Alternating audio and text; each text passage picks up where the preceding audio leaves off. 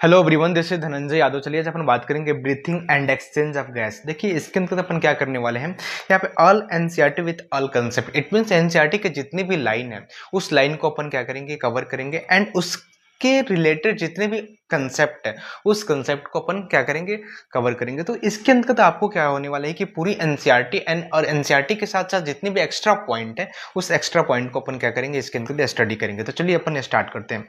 देखिए हमारे पास जो हमारे इन्वायरमेंट है, इस इन्वायरमेंट में एनर्जी का एकमात्र सोर्स क्या है, सन। इट मीन्स आपके अंतर्गत जो आपके आसपास जो भी एनर्जी है, आप खाना खाते हो, खाना खाने से आपकी एनर्जी मिलती है और एनर्जी, उस एनर्जी से आप डिफरेंट वर्क को परफॉर्म करते हो। तो ये भी सभी जो एनर्जी है वो सन से ही कहीं आ रही होती है। तो अपन क्या करेंगे, सबसे पहले समझेंगे कि एक्चुअल में ये एनर्जी का कंसेप्ट हमारे इन्वायरमेंट में और हमारी बॉडी में कैसी होती है। इट मीन्स कैसे हमारी बॉडी के अंदर एटीपी का निर्माण होता है और फोटोसिंथेसिस और रेस्पिरेशन में क्या रिलेशन है, इसको सबसे पहले अपन समझेंगे। तो देखिए हमने यहाँ पे लिखा है कि एनर्जी क्या है, सोर्स ऑफ क्या है, सन जो है एक सोर्स ऑफ एनर्जी है हमारे इन्वायरमेंट के अंतर्गत। जो सन है वे क्या है, सोर्स ऑफ एनर्जी है। देखो सन से क्या होती है कि लाइट आती है, हमारे जो ये प्लांट है, प्लांट के लीफ पे पड़ती है। एक्चुअल में जब प्लांट के लीफ पे लाइट पड़ती है तो इसके अंदर फोटोसिंथेसिस प्रोसेस होती है। इस फोटोसिंथेसिस प्रोसेस के अंतर्गत जो दो टाइप की स्टेप होती है, एक तो लाइट रिएक्शन बोलते हैं जो लाइट के प्रेजेंट में होती है, और एक डार्क रिएक्शन बोलते हैं जिसके अंतर्गत ग्लूकोज का निर्माण हुआ करता है। तो इसके अंतर्गत क्या होती है कि लाइट रिएक्शन के प्रोडक्ट पे डिपेंड करती है। It means direct light reaction पे डिपेंड नहीं करता है, इसलिए अपन क्या बोलते हैं, इसको डार्क रिएक्शन। लेकिन आप जानते हो कि लाइट रिएक्शन के अंदर क्या होती है कि O2 ऑक्सीजन का रिलीज होता है और एक्चुअल में एटीपी का निर्माण होता है और NADPH भी बनता है। उसके बारे में अपन अभी चर्चा नहीं कर रहे हैं। जो एटीपी के फाइनली मैं बात करूँ कि लाइट रिएक्शन के अंतर्गत एटीपी का निर्माण होगा।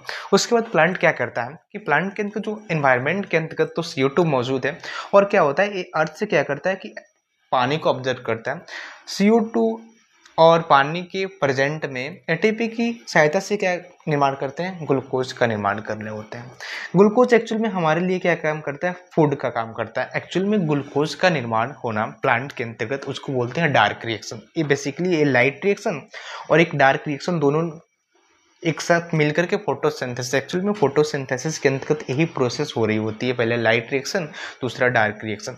तो मेनली आपने अभी तक ये समझ गए होंगे कि ग्लूकोज या जो भी फूड या खाने की सामग्री होती है वह कैसे बनती है, बेसिकली फोटोसिंथेसिस के ही थ्रू होती है। ओके, तो फोटोसिंथेसिस की रिक्वायरमेंट क्या है, CO2 होनी चाहिए, H2 होनी चाहिए, और प्लांट के अंतर्गत होता है। बेसिकली आप जानते हो प्लांट ही फोटोसिंथेसिस कर रहे होते हैं क्योंकि इसके अंतर्गत क्या होती है, क्लोरोप्लास्ट होती है। ओके, तो लाइट के प्रेजेंट में प्लांट तो फूड का निर्माण कर लिया, ग्लूकोज।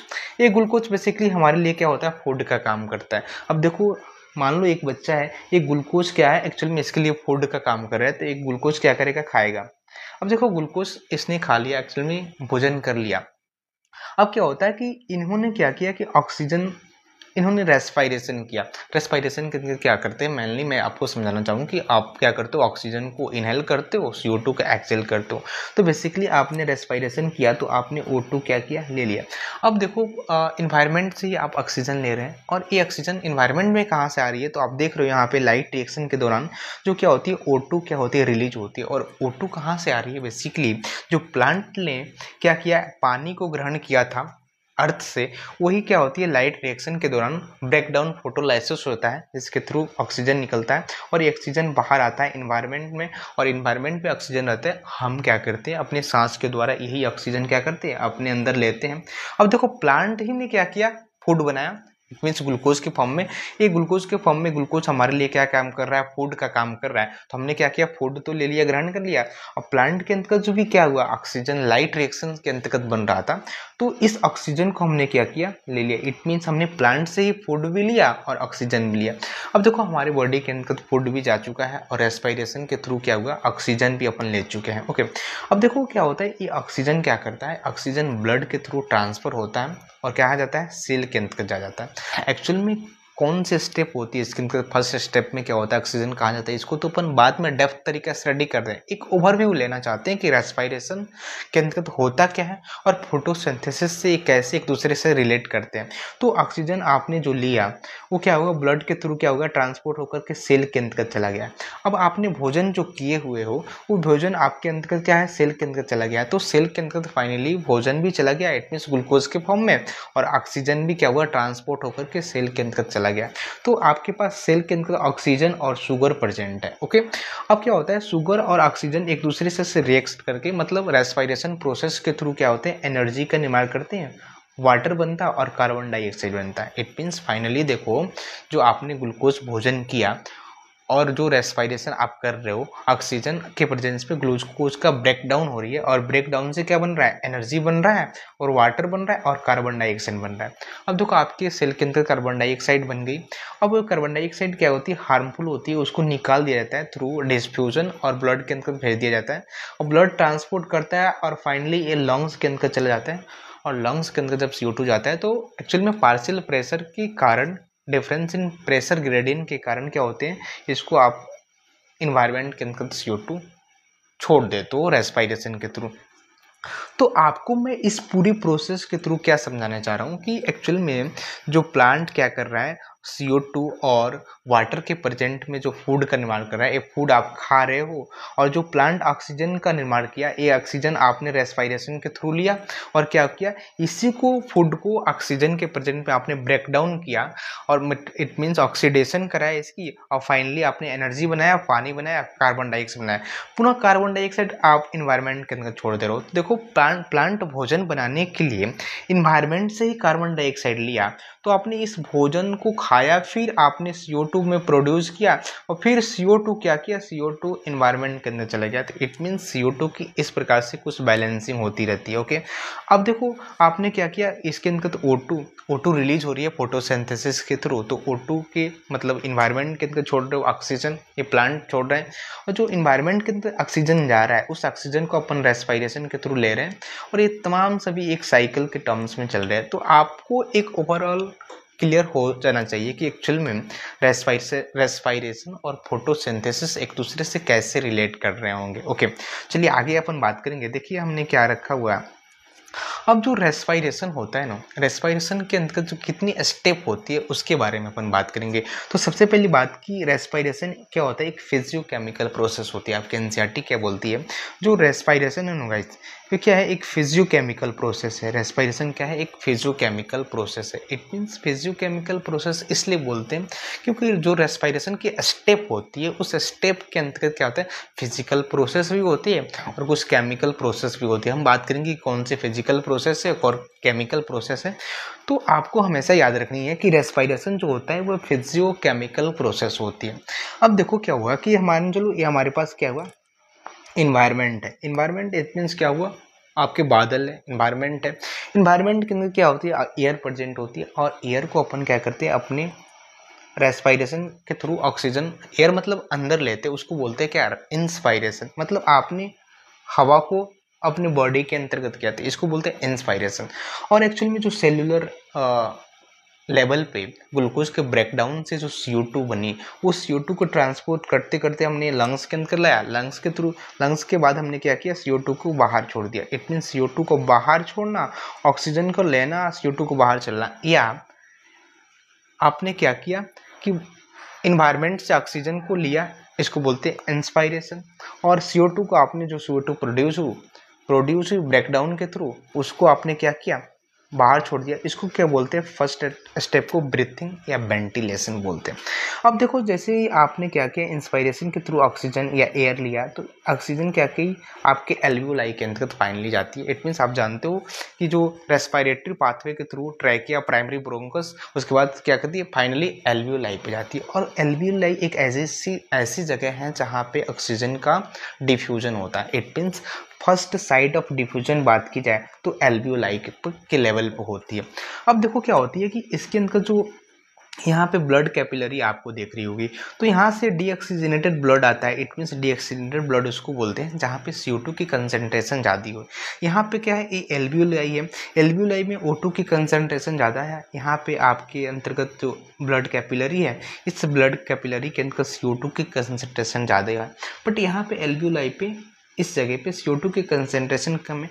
तो यहाँ पे एक प्रेशर ग्रेडियंट बनाती है, जिसके कारण CO2 की जो डिफ्यूजन हाई कंसंट्रेशन से लो कंसंट्रेशन की ओर होती है, बट O2 का जो डिफ्यूजन होता है हाई कंसंट्रेशन से लो कंसंट्रेशन की ओर होती है। ओके, तो यहाँ पे आप देखो, यहाँ पे डीऑक्सीजनेटेड ब्लड आया। एक्चुअल में मैं अभी बताऊंगा कुछ समय के बाद कि एक्चुअल में ये डीऑक्सीजनेटेड ब्लड आता कहाँ से है। ओके, तो ये डीऑक्सीजनेटेड ब्लड यहाँ पे आया और यहाँ पे डिफ्यूजन के थ्रू ऑक्सीजनेटेड ब्लड में कन्वर्ट हो गया। इट मीन्स यहाँ पे ऑक्सीजनेटेड ब्लड आ गई। तो ऑक्सीजनेटेड ब्लड के अंतर्गत क्या हुआ कि ऑक्सीजन की percentage, it means partial pressure बहुत ज़्यादा होती है ऑक्सीजनेटेड ब्लड के अंतर्गत, इसलिए इसको क्या बोलते हैं, ऑक्सीजनेटेड ब्लड बोलते हैं। ऑब्वियस सी बात है। तो आपने देखा कि फर्स्ट स्टेप हुआ रेस्पिरेशन के, ब्रीथिंग या वेंटिलेशन। सेकेंड स्टेप क्या है, डिफ्यूजन ऑफ गैस। डिफ्यूजन कहाँ होता है, एल्वियोलाई एंड ब्लड कैपिलरी के बिटवीन में, एंडोथेलियम के बिटवीन में क्या हुआ, डिफ्यूजन हो रहा है। और डिफ्यूजन क्या है, किसकी हो रही है, CO2 की और O2 की। ये कैसे हो रहा है, ये तो सिंपल क्या होते हैं, पार्शियल प्रेशर के ग्रेडियंट बन रही है, पार्शियल प्रेशर में डिफरेंस के कारण क्या हो रहा है, डिफ्यूजन हो रहा है। ओके, तो यहाँ पे देखो क्या होता है कि external respiration main site for exchange of gas. इसको एक्सटर्नल रेस्पिरेशन क्यों बोलते हैं, क्योंकि आप क्या होता है कि एक आउटर लेवल पे होता है, मैं बात करूँ क्या सेल्यूलर लेवल पे होता है, तो आपके सेल के अंतर्गत जो होती है उसको बोलती है इंटरनल रेस्पिरेशन, इंटरनल डिफ्यूजन, जो सेल के अंतर्गत होती है। बट यहाँ पे आउटर साइड में सेल, मेरे को सेल कहने का मतलब ये हुआ कि आपके जो ऑक्सीजन है वो डिफ्यूजन के थ्रू यहाँ पे डिफ्यूजन हुआ, उसके बाद ब्लड के अंदर गया, उसका ट्रांसपोर्ट होकर के फाइनली टिश्यू लेवल पे जो डिफ्यूजन हो रही है उसको बोलते हैं इंटरनल डिफ्यूजन। यहाँ पे बोलते हैं इसको एक्सटर्नल डिफ्यूजन। ओके, अब देखो इसको बोलते हैं एनसीईआरटी बोलते हैं main site for exchange of gas. It means ये क्या है, ये मेन साइट है एक्सचेंज ऑफ गैस की। ओके, अब देखो यहाँ पे ऑक्सीजनेटेड ब्लड आया, ऑक्सीजनेटेड ब्लड के क्या होगा, ट्रांसपोर्ट होगा, और ट्रांसपोर्ट क्या होगा, पल्मोनरी वेन के थ्रू क्या होता है, लेफ्ट आर्टरी में चला जाता है। ये जो क्या होता है ऑक्सीजनेटेड ब्लड पल्मोनरी वेन के थ्रू लेफ्ट एट्रियम में जाता है, लेफ्ट एट्रियम से लेफ्ट वेंट्रिकल में जाता है, लेफ्ट वेंट्रिकल से सिस्टमेटिक आर्टरी के थ्रू क्या होता है, यहाँ पे ब्लड कैपिलरी में जाता है, और यहाँ पे क्या होता है, पुनः डिफ्यूजन के थ्रू गैसेस एक्सचेंज होती है। क्यों, क्योंकि यहाँ पे टिश्यू के अंतर्गत से मतलब क्या CO2 लेवल बहुत ज़्यादा होती है। क्यों, क्योंकि अंतर्गत देखो इसके अंतर्गत क्या होता है, ग्लूकोज का ब्रेक डाउन हो रहा होता है। अब जब ग्लूकोज का ब्रेक डाउन हो रहा होता है ऑक्सीजन के प्रेजेंस में, तो CO2 एनर्जी प्लस जल का निर्माण होता है, इसलिए CO2 की कंसेंट्रेशन ज़्यादा है। लेकिन यहाँ पे सिस्टमेटिक आर्टरी के थ्रू ऑक्सीजनेटेड ब्लड आ रहा है, तो इस ब्लड के अंतर्गत ऑक्सीजन की कंसेंट्रेशन ज़्यादा है, और यहाँ पे इस टिश्यू के अंदर CO2 की कंसंट्रेशन ज़्यादा है, और ब्लड के अंदर CO2 की कंसंट्रेशन क्या होती है, कम होती है, इसलिए एक पार्शियल प्रेशर में डिफरेंस आ जाती है। इसलिए यहाँ से O2 का डिफ्यूजन होता है सेल के अंतर्गत, एंड सेल के अंतर्गत जो CO2 बन रहा है, इस CO2 को ब्लड कैपिलरी के अंतर्गत पुनः भेज दिया जाता है। अब यहाँ पे क्या बनेगा, डीऑक्सीजनेटेड ब्लड हो जाती है, और इस डीऑक्सीजनेटेड ब्लड को सिस्टमेटिक वेन के थ्रू लेफ्ट एट्रियम में डाल दिया जाता है, और लेफ्ट एट्रियम से लेफ्ट वेंट्रिकल, और पुनः लेफ्ट वेंट्रिकल से डीऑक्सीजनेटेड ब्लड पल्मोनरी आर्टरी के थ्रू कहाँ आती है, पुनः लंग्स के अंतर्गत ड्रेनिंग करती है, और पुनः ड्रेनिंग करती है यहाँ पे। अब रेस्पिरेशन के थ्रू आप तो एयर ले रहे हो, तो फिर से पुनः ये जो साइकिल है रिपीट होने लगती है। तो इस प्रकार से आपका ऑक्सीजनेटेड ब्लड डीऑक्सीजनेटेड और डीऑक्सीजनेटेड ब्लड ऑक्सीजनेटेड ब्लड के अंतर्गत क्या होता है, कन्वर्ट होता है। अब देखो एक्चुअल में क्या है कि यहाँ पे देखो ये फर्स्ट ब्रीथिंग एंड वेंटिलेशन, दूसरा है क्या डिफ्यूजन ऑफ गैस, तीसरा क्या है ट्रांसपोर्ट ऑफ गैस, ब्लड के थ्रू ट्रांसपोर्ट होता है, चौथा क्या है डिफ्यूजन ऑफ गैस, यहाँ पे पांचवा क्या है सेल्यूलर रेस्पिरेशन। सेल्यूलर रेस्पिरेशन के अंदर क्या होता है, देखो कि ग्लूकोज ऑक्सीजन के प्रेजेंस में क्या होता है CO2 H2 एंड एनर्जी में कन्वर्ट होता है। इट मीन्स देखो यहाँ पे केमिकल चेंज हो रही है, और आप देखो कोई भी प्रोसेस नहीं है जहाँ पे ब्रीथिंग हुआ या वेंटिलेशन हुआ, डिफ्यूजन ऑफ गैस हुआ, ट्रांसपोर्ट ऑफ गैस हुआ, यहाँ पे डिफ्यूजन ऑफ गैस, ये जो प्रोसेस है फर्स्ट है, सेकेंड है, ये थर्ड है एंड फोर्थ है, यहाँ पे कोई केमिकल चेंज नहीं हो रही है, इसलिए इसको बोलते हैं physical process. Okay, physical physical process. But यहाँ पे आप देख रहे हो यहाँ पे केमिकल चेंज हुई है, इसलिए बोलते हैं केमिकल प्रोसेस है। तो इसलिए बोलते हैं कि रेस्पायरेशन जो है ना गाइस, वे एक फिजिकल केमिकल प्रोसेस है, इसलिए क्या बोलते हैं फिजिको केमिकल प्रोसेस। रेस्पायरेशन क्या है, फिजिको केमिकल प्रोसेस। देखो इस फ्लो डायग्राम के थ्रू मैं आपको बताना चाहूँगा कि कैसे आपके बॉडी के अंतर्गत oxygenated blood, deoxygenated blood transport होते हैं, ऑक्सीजन की कैसी क्या होती है ट्रांसपोर्ट होती है, और एक्चुअल में क्या होता है सेलुलर लेवल पे क्या होता है, इसको मैं बताने की कोशिश की है। ओके चलिए आगे अपन बात करेंगे।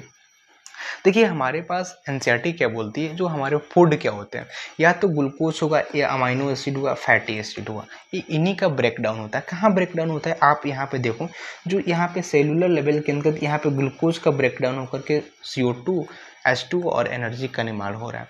तो यहाँ पे जो रेस्पायरेटरी सबस्ट्रेट बोलते हैं यहाँ पे, क्योंकि इसी सबस्ट्रेट का ब्रेकडाउन होता है। तो रेस्पायरेटरी सबस्ट्रेट क्या हो सकता है, हमारी एनसीईआरटी बोलती है ग्लूकोज है, अमाइनो एसिड है, फैटी एसिड है।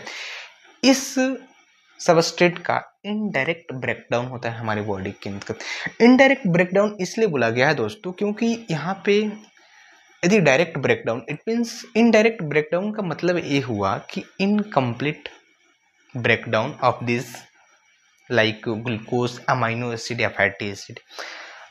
ऐसा क्यों होता है, क्योंकि यदि मान लो ग्लूकोज यदि रेस्पिरेटरी सबस्ट्रेट है, यदि इसका कंप्लीट ब्रेकडाउन कर दिया जाए ना, तो बहुत मात्रा में एनर्जी बनेगी, और इस एनर्जी को क्या हुआ, इतनी एनर्जी यदि बन जाए सेल के अंदर, तो सेल उसको झेल नहीं सकती है, सेल बस्ट हो जाएगी।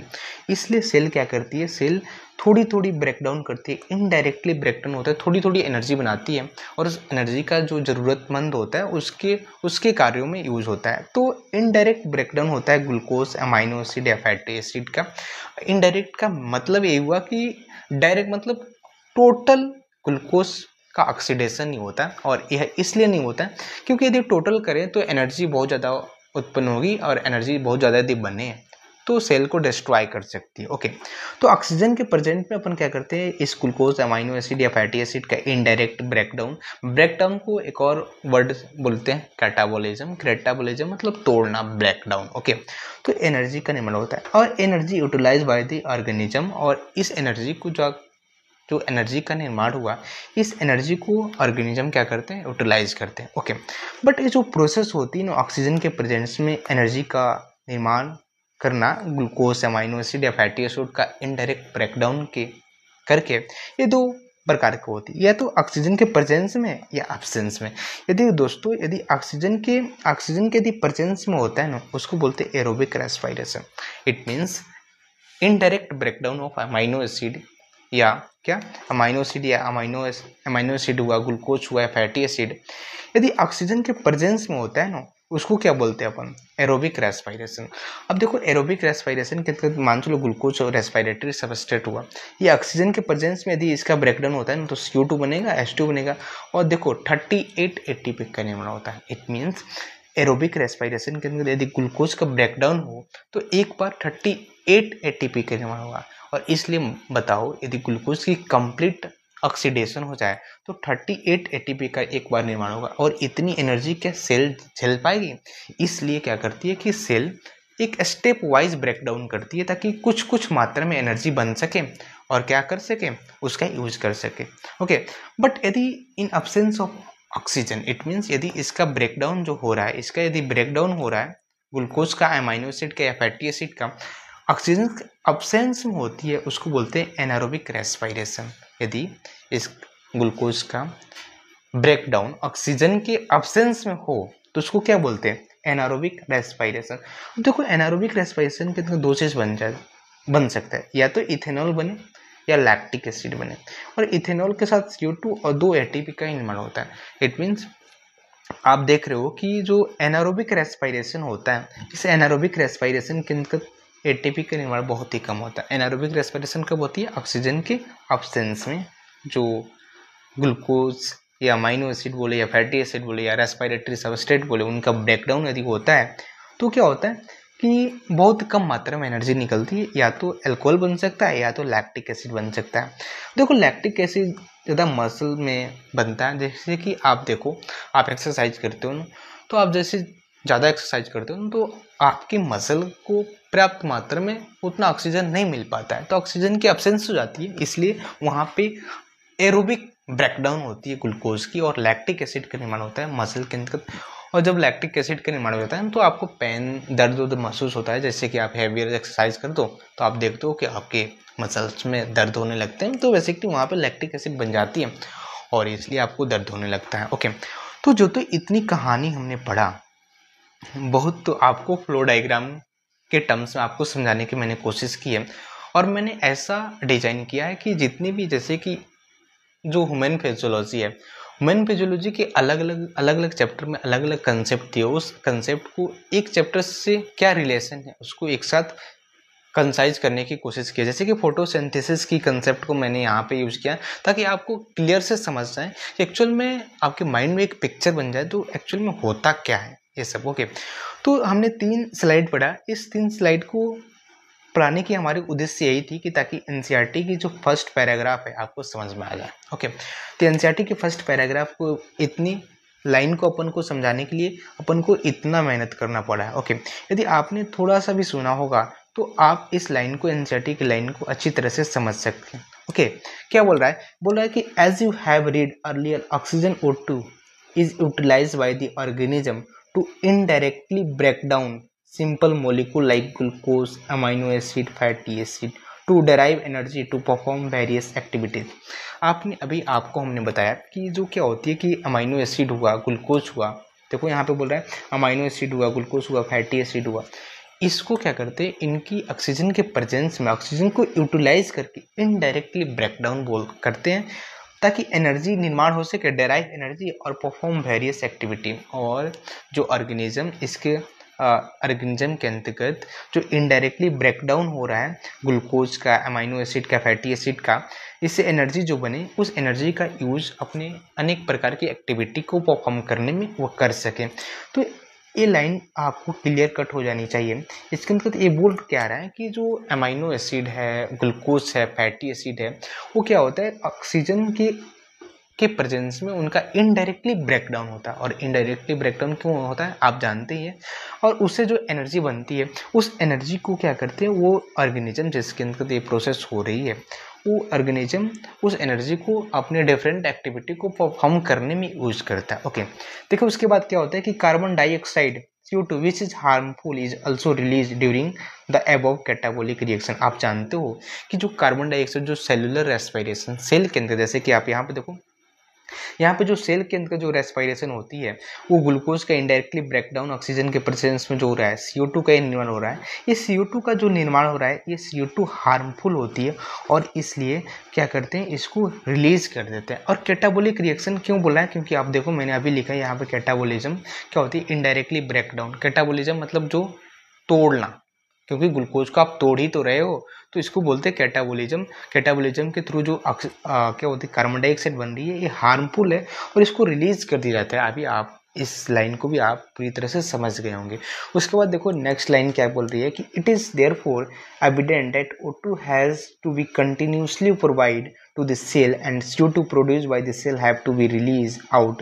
This process of exchange of O2 from the atmosphere with CO2 produced by the cell is called breathing, commonly known as respiration। इस लाइन को समझाने के लिए आपको मैंने यहाँ पे बताया था कि देखो जो O2 का इंस्पायरेशन, जो O2 ले रहे हो और CO2 छोड़ रहे हो, एक्सपायरेशन, और CO2 जो कैटाबोलिक रिएक्शंस के थ्रू तो बन रही है CO2 भाई, आपके बॉडी के अंदर यहाँ पे कैटाबोलिक रिएक्शन हो रही है, इसी के थ्रू तो बन रही है। और ये CO2 ट्रांसपोर्ट होते होते होते होते यहाँ पे आई, यहाँ से आप एक्सपायर कर रहे हो, ठीक है ना, इसके थ्रू एक्सपायर कर रहे हो, तो O2 आप ले रहे हो, CO2 छोड़ रहे हैं, इसको क्या बोलते हैं, ब्रीथिंग या वेंटिलेशन, और मेनली इसको रेस्पायरेशन बोल सकते हैं, आपकी एनसीईआरटी बोल रही है। तो इस प्रोसेस को क्या बोलते हैं, रेस्पायरेशन या ब्रीथिंग या वेंटिलेशन भी बोल सकते हो। ओके, तो आपको ये भी लाइन समझ में आ गई हो। ओके, ये बोल रहा है, देखो नेक्स्ट लाइन क्या बोले कि place your hand on your chest, you can feel the chest moving up and down. It means यदि आप अपने चेस्ट पे अपना हैंड रखो तो आप सांस ले रहे हो ना ऐसे ऐसे, तो चेस्ट अप एंड डाउन हो रहा है, तो आप फील कर सकते हैं, कोई बात नहीं। How do you breathe, okay, कह रहा है कि place your hand on your chest, you can feel the chest moving up and down. अच्छी बात है भाई। ऐसा क्यों हो रहा है? क्योंकि आप रेस्पायरेशन कर रहे हो इसलिए अप डाउन हो रही है, ठीक है। You know that it is due to breathing. Okay, breathing कर रहे हो आप। देखो, यदि आप सांस ना लो, थोड़ा सा आप 5 सेकंड के लिए यदि आप सांस रोकते हैं तो ये अप डाउन नहीं करेगा, अप डाउन नहीं करेगा। क्यों अप डाउन? इसलिए कर रहा है क्योंकि आप रेस्पायरेशन कर रहे हो। ओके, देखो क्या होगा कि नेक्स्ट आगे बोल रहा है कि हाउ डू यू ब्रीथ, आप कैसे सांस लेते हैं। The respiratory organ and mechanism of breathing describe in the flowing chapter. मतलब एक्चुअल में इस चैप्टर के अंतर्गत आप कैसे सांस लेते हैं, रेस्पिरेटरी ऑर्गन क्या है, जो ऑर्गेनिज्म डिफरेंट टाइप के हमारे अर्थ पे हैं। देखो, हमारे अर्थ पे डिफरेंट टाइप के ऑर्गेनिज्म हैं और वे डिफरेंट टाइप के ऑर्गन के थ्रू रेस्पायरेशन करते हैं, तो उसके बारे में भी अपन बात करेंगे। और जो मैकेनिज्म होती है, मतलब रेस्पायरेशन क्यों हो रहा है, कैसे हो रहा है, उसके बारे में भी अपन डिस्कशन करेंगे। तो सबसे पहले अपन बात करते हैं कि respiratory organ in different animals. It means आप जानते हो कि हमारे अर्थ पे डिफरेंट एनिमल्स हैं, और भाई साहब यदि डिफरेंट एनिमल्स हैं तो एक्चुअल में उनके अंतर्गत क्या होता है, डिफरेंट ऑर्गन भी होता है, जिस ऑर्गन के थ्रू क्या करते हैं, वे रेस्पिरेशन करते हैं। लेकिन आपको एक बात याद रखनी चाहिए कि जो इनकी ऑर्गन की डिफरेंट ऑर्गेनिज्म के अंदर डिफरेंट ऑर्गन होता है, ये किस बात पे डिपेंड करता है, इसके बारे में अपन थोड़ी सी चर्चा करते हैं। कहता है कि mechanism of breathing very different group of animals. It means आप डिफरेंट ग्रुप ऑफ एनिमल के बारे में यदि आप डिस्कशन करेंगे तो उसकी ब्रीथिंग की जो मैकेनिज्म होती है वो वेरी करती है, मतलब अलग अलग होती है। आप डिफरेंट ग्रुप की डिफरेंट एनिमल के बारे में बात करूं तो उसकी जो मैकेनिज्म ऑफ ब्रीथिंग है वो वेरी करती है। एंड वो किस पे डिपेंड करती है? ये डिपेंड करती है habit and level of organisation. It means यदि 2 एनिमल अपन पकड़ा, उस एनिमल की हैबिट अलग है, हैबिटाट अलग है, तो उसकी जो ऑर्गन होगी रेस्पिरेशन की, वो मैं बोल सकता हूँ कि वो भी अलग हो सकता है। और वो level of organisation, it means वो सेलुलर लेवल है, टिश्यू लेवल है, ऑर्गन लेवल है, ऑर्गन सिस्टम लेवल है, इसके बेसिस पे भी रेस्पिरेटरी ऑर्गन चेंज हो जाते हैं। तो मैं बोल रहा हूँ कि mechanism of breathing very different group of animals depend upon habit and level of organisation. It means जो मैकेनिज्म ऑफ ब्रीथिंग होती है वे डिफरेंट ग्रुप के एनिमल का डिफरेंट होती है, और ये मेनली ये डिपेंड करती है किस पे, habitat and level of organisation.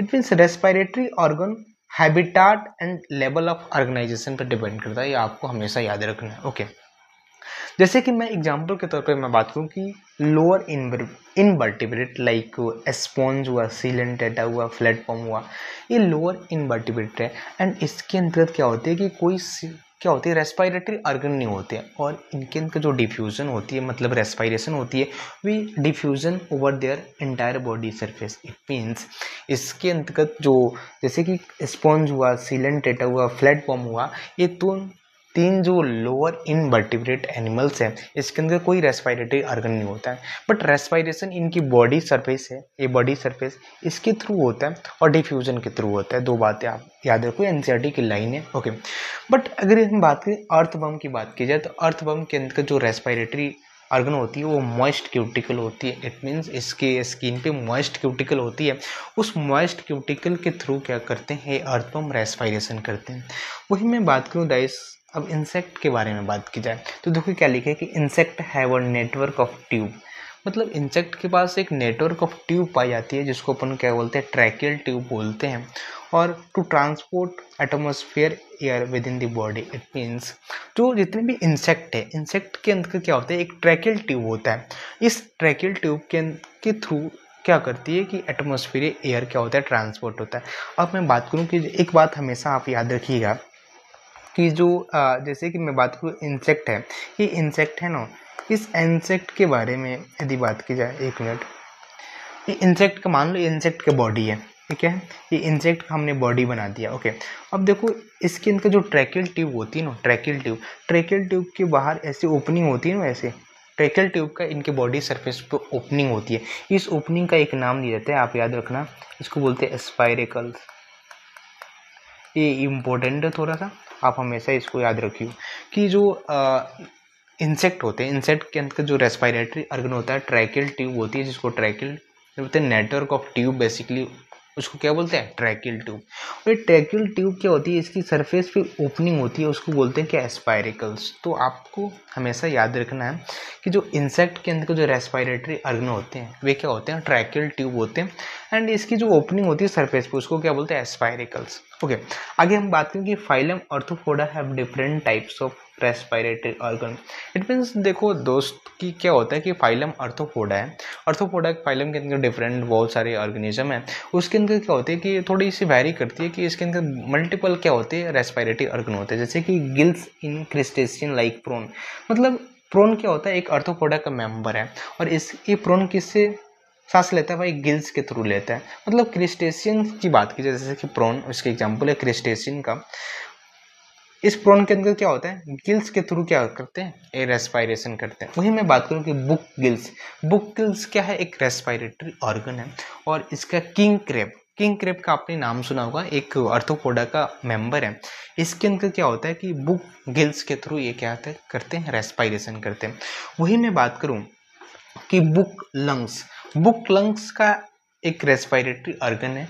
और एक एग्जाम्पल क्या है, स्कॉर्पियन हुआ, स्पाइडर हुआ, ये क्या होते हैं, ऑर्गेनिज्म होते हैं। इसके अंदर जो रेस्पिरेशन होता है वे बुक लंग्स के थ्रू होता है। ओके, अगर हम बात करें ट्रैकियल सिस्टम, आप जानते हो ट्रैकियल सिस्टम, कॉकरोच के अंदर जो रेस्पिरेटरी सिस्टम होती है वे ट्रैकियल सिस्टम होती है। मतलब कॉकरोच पे ट्रैकिया के थ्रू क्या करते हैं, रेस्पिरेशन करते हैं। ओके, अगर हम बात करें कि एक बात हमेशा आपको याद रखनी है कि यदि बोला जाए, एनसीईआरटी बोलते हैं कि specialised vascularised structure, specialised vascularised structures को ही बोलते हैं गिल्स। मतलब वेस्कुलराइज यदि स्ट्रक्चर से बोला जाए, वेस्कुलराइज स्ट्रक्चर्स, उसको क्या बोलते हैं, गिल्स। और गिल्स के थ्रू यदि कोई ऑर्गेनिज्म रेस्पिरेशन करता है उसको बोलते हैं branchial respiration. It means gills के थ्रू यदि कोई रेस्पिरेशन करता है उसको क्या बोलते हैं, ब्रोंकियल रेस्पिरेशन। यदि गिल्स के थ्रू रेस्पिरेशन होती है उसको क्या बोलते हैं, ब्रोंकियल रेस्पिरेशन।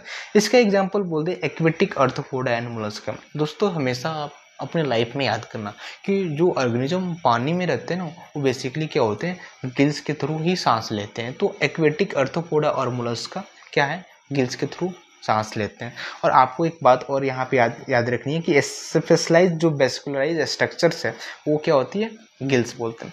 लेकिन यदि मैं बात करूँ कि स्पेशलाइज जो वेस्कुलराइज बैग हुआ, मतलब यदि वेस्कुलराइज बैग यदि आप कहीं भी लिखा हुआ देखें तो उसका मतलब क्या होता है, लंग्स। क्या होता है, लंग्स। और यदि कोई ऑर्गेनिज्म लंग्स के थ्रू क्या करता है, रेस्पिरेशन करता है तो उसको बोलते हैं पल्मोनरी रेस्पिरेशन। यदि गिल्स के थ्रू रेस्पिरेशन करता है तो उसको क्या बोलते हैं, ब्रोंकियल रेस्पिरेशन। यदि क्या लंग्स के थ्रू यदि रेस्पिरेशन हो तो उसको क्या बोलते हैं, पल्मोनरी रेस्पिरेशन। और इसका एग्जांपल है ट्रेस्टियल। इट मीन्स जो ट्रेस्टियल मतलब धरती पर रहने वाले जो जनरली ऑर्गेनिज्म होते हैं वो क्या करते हैं, लंग्स के थ्रू रेस्पिरेशन करते हैं। जैसे कि मैं बात करूं यदि वर्टिब्रेट है, वर्टिब्रेट के बारे में बात की जाए तो वर्टिब्रेट के अंदर जो फिश है, फिश क्या करती है, गिल्स के थ्रू सांस लेती है।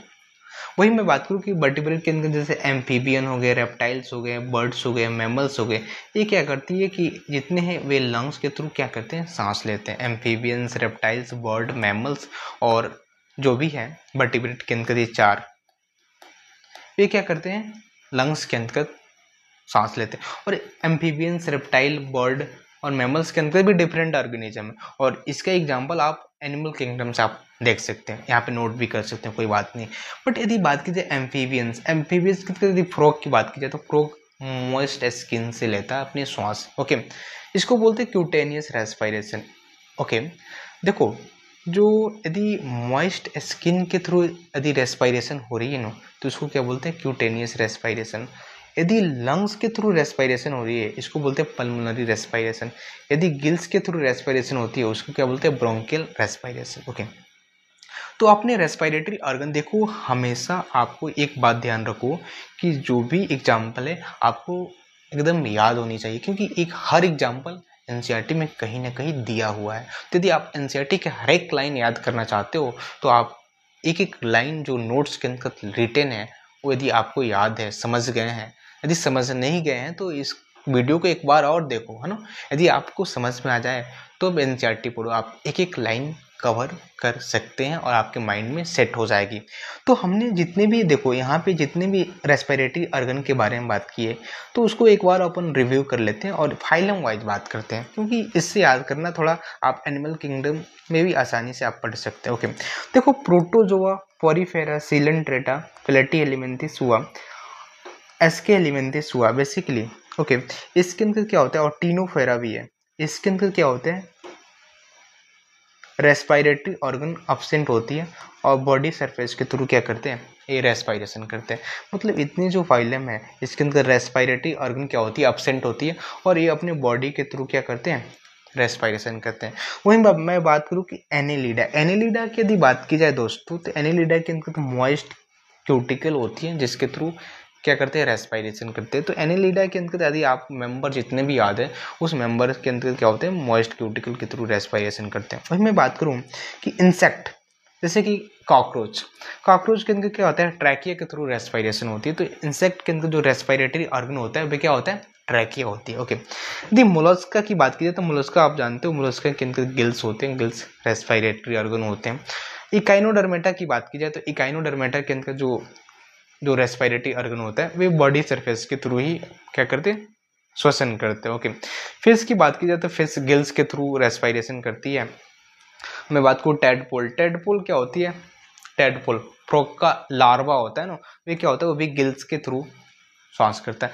लेकिन यदि बात करूँ फ्रॉग, फ्रॉग के अंदर तो यार मल्टीपल क्या होती है, मल्टीपल ऑर्गन होता है जिसके थ्रू क्या करते हैं, वो रेस्पिरेशन करते हैं। जैसे कि स्किन हुआ, लंग्स हुआ, बक्कोफेरेंजियल कैविटी हुआ, मल्टीपल रेस्पिरेटरी ऑर्गन है जिसके थ्रू ये क्या करते हैं, रेस्पिरेशन करते हैं। मैं बात करूँ एविज, एविज के अंदर कहते हैं लंग्स के थ्रू एविज सांसें लेती है। और मैमल्स, मैमल्स आप तो जानते हो मैमल्स भी क्या करते हैं, लंग्स के थ्रू ही सांसें लेते हैं। तो देखो हमने क्या किया कि इतनी सारी देखो एनसीईआरटी के अंदर इतनी ही पैराग्राफ दिया हुआ और इतनी पैराग्राफ को अपन समझने के लिए अपन क्या कर रहे हैं, इतनी स्लाइड पढ़ रहे हैं। तो चलिए आपको यदि आपने यहाँ पे ध्यान से पढ़ा होगा तो इस लाइन को मैं तो 1 मिनट में आपको समझा दूंगा। करा है कि अब देखो mechanism of breathing very among different group of animals depending mainly on their habitat and level of organisation. आपने तो ये जान लगा कि जो ब्रीथिंग की मैकेनिज्म होती है ना guys, way different group of animal के अंदर डिफरेंट होती है और ये मेनली डिपेंड करती है कि habitat and level of organisation के अंदर। ओके, देखो lower invertebrate like sponge, coelenterata, flatworm से exchange O2 with CO2 by simple diffusion over their entire body surface. आपने पढ़ा कि लोअर इनवर्टिब्रेट है लाइक क्या है, स्पॉन्ज हुआ, सिलेंट्रेटा हुआ, प्लेटफॉर्म हुआ, इसके अंदर क्या होती है कि जो रेस्पिरेशन होती है बॉडी सरफेस के थ्रू ही डिफ्यूजन के थ्रू होती है। ओके, जैसे कि अर्थवॉर्म, अर्थवॉर्म आपने पढ़ा कि अर्थवॉर्म क्या होती है, रेस्पिरेशन के लिए मॉइस्ट क्यूटिकल का यूज करता है। And insect have network of tube, जिसको क्या बोलते हैं अपन गाइस, ट्रैक्यूल ट्यूब बोलते हैं, to transport atmospheric air within the body. It means insect के अंदर क्या होता है, ट्रैक्यूल ट्यूब होती है जिसके थ्रू क्या करती है, वो रेस्पिरेशन करते हैं। ओके, उसके बाद बोलते हैं कि specialised vascularised structures called gills. जब भी वेस्कुलराइज स्ट्रक्चर्स बोले आप याद रखो कि क्या होता है, गिल्स होती है और गिल्स के थ्रू यदि रेस्पिरेशन होती है उसको क्या बोलते हैं, branchial respiration are used by most of the aquatic arthropoda animals का।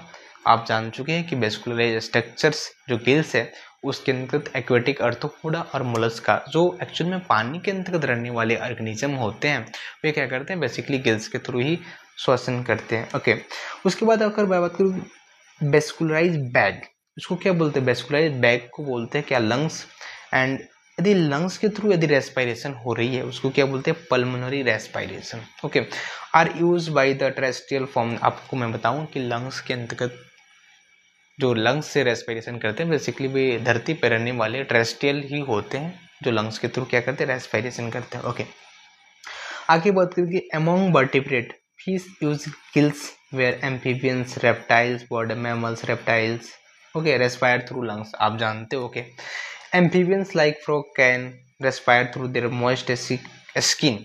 आप जानते हो मॉइस्ट स्किन के थ्रू यदि रेस्पिरेशन हो रही है उसको क्या बोलते हैं, क्यूटेनियस रेस्पिरेशन।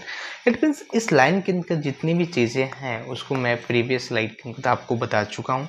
तो देखो अभी तक हमने क्या सीखा है, एनसीईआरटी की लाइनों को, 2 पैराग्राफ को अपन समझने की कोशिश की, एक ए और एक तो सेकेंड वाली एक रेस्पिरेटरी ऑर्गन।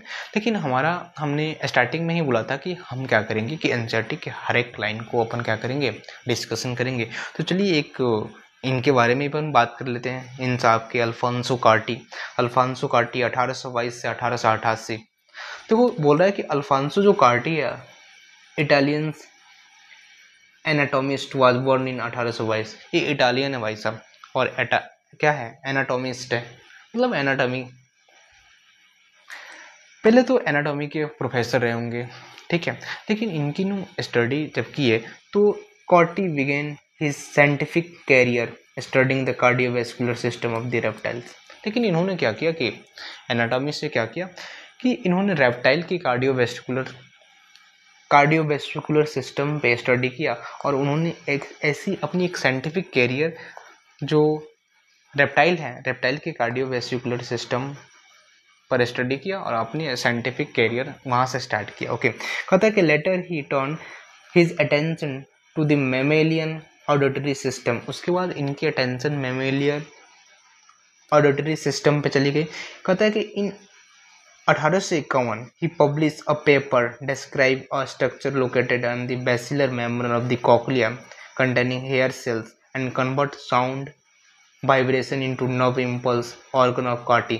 आपको हमेशा याद कि इन्होंने इसको अल्फोंसो कार्टी, इसलिए इनका नाम था अल्फोंसो कार्टी, इनके नाम के बेसिस पर ऑर्गन ऑफ कार्टी नाम दिया गया, जो हमारी ऑडिटरी सिस्टम में होती है।